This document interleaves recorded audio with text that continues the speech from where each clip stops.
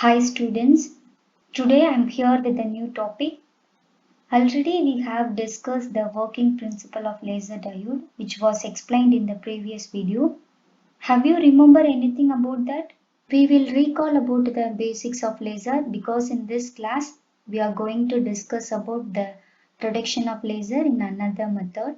You know, laser is referred as light amplification by stimulated emission of radiation. It has unique characteristics like monochromatic, coherence and directionality. Due to this property, the laser is used in many applications in our everyday life. These are the some images which are related to laser applications. It is necessary to produce different wavelength of laser for different purpose of everyday use, medical, telecommunication and optical communication system. You know, various methods are used to produce a laser light. If we look at the working of conventional laser, active region plays an important role to produce various wavelength of laser light. Active medium or active region means from that the laser light emits.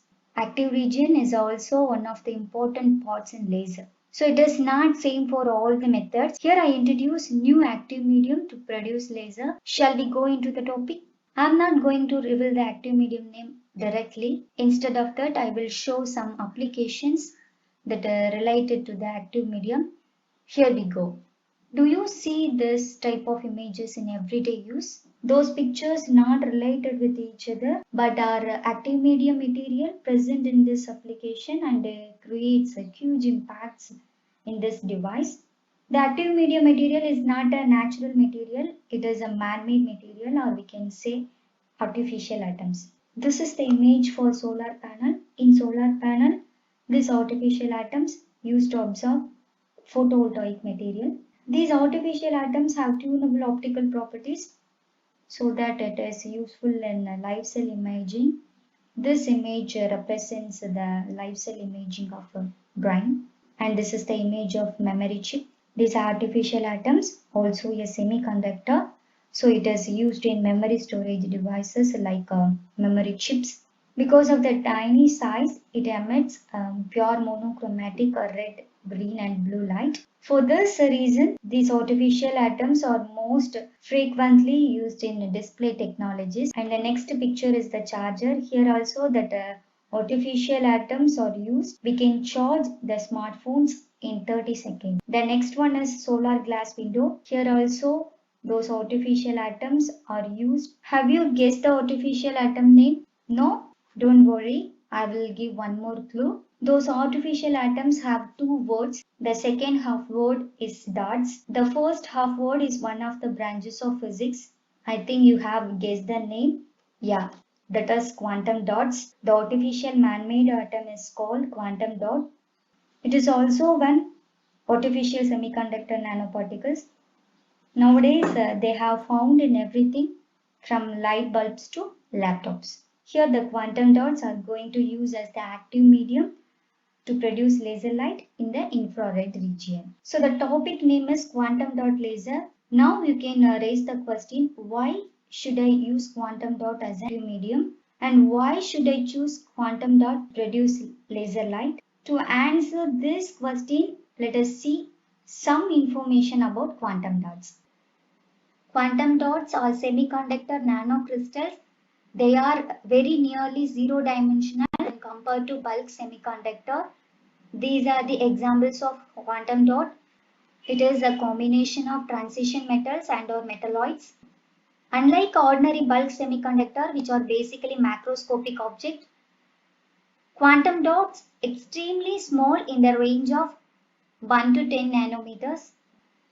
Different shapes of quantum dots are available, namely cubic, sphere and pyramid. Quantum dots can be made by various methods such as lithography, colloidal synthesis and epitaxy. Quantum dots has a larger band gap. Due to this larger band gap, it is used in many applications. And one more thing, if we decrease the size of quantum dots, we get larger band gap.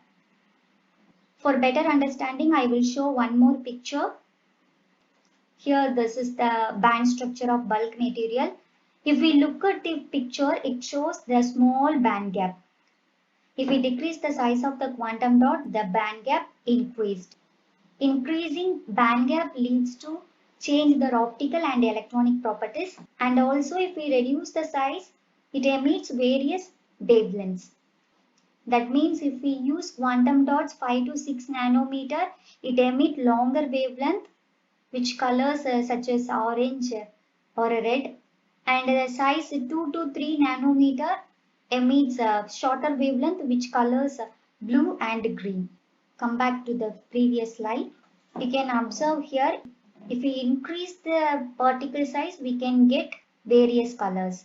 The emission of wavelength changes with the size, and that is why they have different colors. This property of quantum dots creates huge impact in many applications. That is why we choose this quantum dot as an active medium in quantum dot laser. Let us enter into the topic. These are the contents of our topic. First, I will give introduction about quantum dot laser. Then I will show you the construction of quantum dot laser. And then I will explain the working of quantum dot laser. And thereby I will explain the advantages and disadvantages of quantum dot laser. And we'll see the application of quantum dot laser. At the end, I will summarize the topic. A quantum dot laser is a semiconductor laser that uses quantum dot as the active medium in its light emitting region.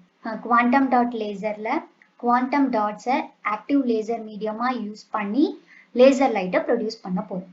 In laser diode, we have used PN junction as an active medium to emit laser light. But in this quantum dot laser, quantum dots act as the active laser medium to emit laser light.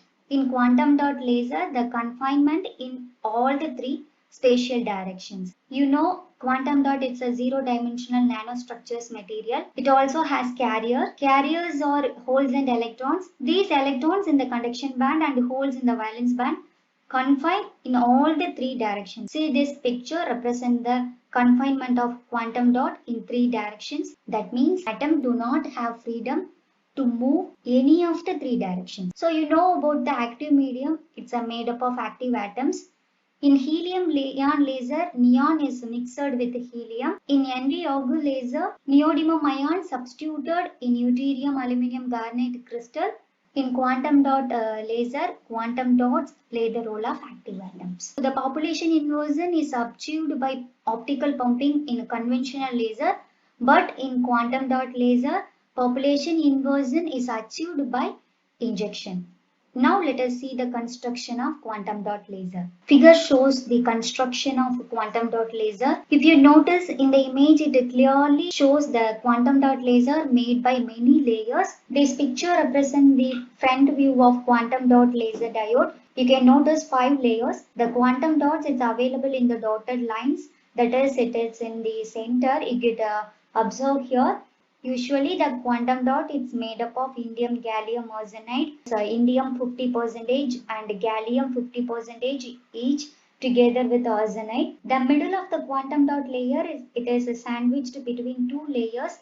Those layers are called bounding layers, which is made up of aluminium gallium arsenide, which is aluminium 85% and gallium 15% together with arsenide. And this bounding layer is also called cladding layers, and these bounding layers have thickness around 2 micrometer, and also these two material have band gap larger than the center layer, so that the output laser will emit from the center region. And the top of the layer is called contact layer. P metal gallium arsenide uses the contact layer. Those 4 layers are ground over the bottom layer. It is called substrate, which is made by N metal gallium arsenide. This middle layer is also called waveguide. Waveguide plays the role of conducting emitter light. It has thickness 30 nanometer. In this waveguide region, 12 monolayers of quantum dots available.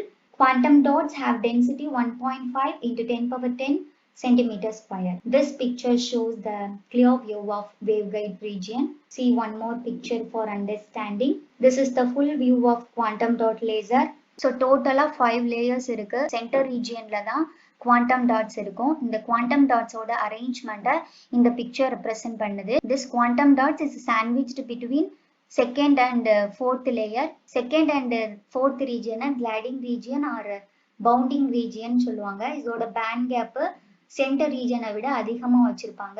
ஏன்னா produce ஆகுற laser light இந்த centre region வழியா வர்றதுக்காக நம்ம இதோட pant கேப்பை ஸ்மாலரா எடுத்திருக்கோம். டாப்ல இருக்கிற லேயருக்கு நேம் என்னன்னா கான்டாக்ட் லேயர் and bottomல இருக்கிற லேயருக்கு பேரு என்னன்னா substrate layer. This is the overall structure of quantum dot laser. Now let us see the working of quantum dot laser. This is the contact layer and this is the substrate. The contact layer acts as an anode and the substrate acts as a cathode. So if we apply the forward bias to this electrodes, due to this forward bias, the electrons and holes are produced. That is, charge carriers are produced. The holes from the second region jump into the active region, and in the same way, electrons in the fourth region jump into the active regions. Due to the electrostatic force, the electron and hole recombination will occur in the active region, and these stimulate the quantum dots. You know, this active region contains quantum dots. And one more thing, this waveguide region is coated with zinc selenide or magnesium fluoride. So it is act as a quantum wall so that the stimulated quantum dots move between these walls until it amplified. Then it comes out as a laser. At this point, you can raise the question, what is the special feature about quantum dot laser? The working of quantum dot laser also similar to conventional laser. Then why should I come from semiconductor laser? The answer for this question is very interesting. So if we take a conventional semiconductor laser, we produce only the particular wavelength of laser light. But in quantum dot laser, you will get a range of wavelength, which means we can tune the device and it produce in the range of wavelength, which is useful for many applications. By varying the width and the length of the quantum dot laser, we can get the particular wavelength. So in this system, we can observe laser light in the range of 1.32 micrometer, which is in the near infrared region. And also, if we apply the current 4.1 microampere, means we can get laser light in the range of 1.32 micrometer, which is in the near infrared region. We see in this picture, it shows the graph between applying current and the output laser. First, நம்ம forward bias இந்த systemல apply பண்றோம். Contact layer anode act பண்ணும். Substrate layer cathode act பண்ணும். So இதுக்கு இடையில நம்ம forward bias நம்ம connect பண்ணும்போது holes second regionலையும் electrons fourth regionல occur ஆகும். So second regionல இருக்கிற holes-உம் fourth regionல இருக்கிற electrons-உம் active region-க்கு move ஆகும். So due to electrostatic force-னால இந்த region third regionல இருக்கிற quantum dots-ஐ இது stimulate பண்ணும்.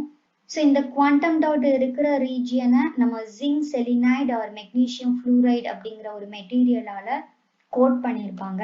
So அதனால இந்த waveguide region ஒரு quantum well மாதிரி ஆக்ட் பண்ணும். So இதுல stimulate ஆகுற quantum dots இந்த walls-குள்ள back and forth மூவ் ஆகி நமக்கு லேசர் லைட்டை ப்ரொடியூஸ் பண்ணும். So conventional laser diode-க்கும் இந்த quantum dot laser-க்கும் என்ன டிஃப்ரெண்ட்னா, சேம் ஒர்க்கிங் பிரின்சிபல் தான் நம்ம செமிகண்டக்டர் லேசர் டயோட்லையும் யூஸ் பண்றோம், இங்கேயும் அதே தான் யூஸ் பண்றோம்.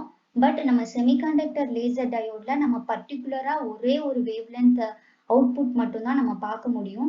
ஆனா இந்த குவாண்டம் டாட் லேசர்ல விட்த்தையும் லென்த்தையும் அட்ஜஸ்ட் பண்ணி நமக்கு என்ன ரேஞ்சில் லேசர் அவுட்புட் வேணுமோ அந்த வேவ்லென்த்துக்கு நம்ம செட் பண்ணிக்கலாம். ஸோ இந்த சிஸ்டம்ல நம்ம வந்து 4.1 மில்லி ஆம்பியர் இருக்கிற கரண்ட்டை நம்ம பாஸ் பண்ணும்போது 1.32 மைக்ரோமீட்டர் வேவ்லென்த் இருக்கிற லேசர் லைட் ப்ரொடியூஸ் ஆகுது. ஸோ இதை தான் இந்த பிக்சர்ல சொல்லியிருக்காங்க. This is the working of quantum dot laser. Now we see the advantages of quantum dot laser. In quantum dot laser, we obtain broad spectrum of light. It requires less population inversion when compared to the other laser, and also it is less temperature dependence of threshold current density. We can operate this quantum dot laser at a higher frequency. The gain of this laser is larger than the other. The efficiency of this laser is high when compared to other laser. Now we'll see some disadvantages of quantum dot laser. Manufacturing quantum dots are difficult because of nanometer size, and it is very difficult to form high quality dots in uniform size. These are the disadvantages of quantum dot laser. Now let us see some application of quantum dot laser. Quantum dot lasers are used in optical coherence tomography to display high resolution cross-sectional images of retina. And also this quantum dot lasers are used in display devices which can produce pure monochromatic red, green and blue light.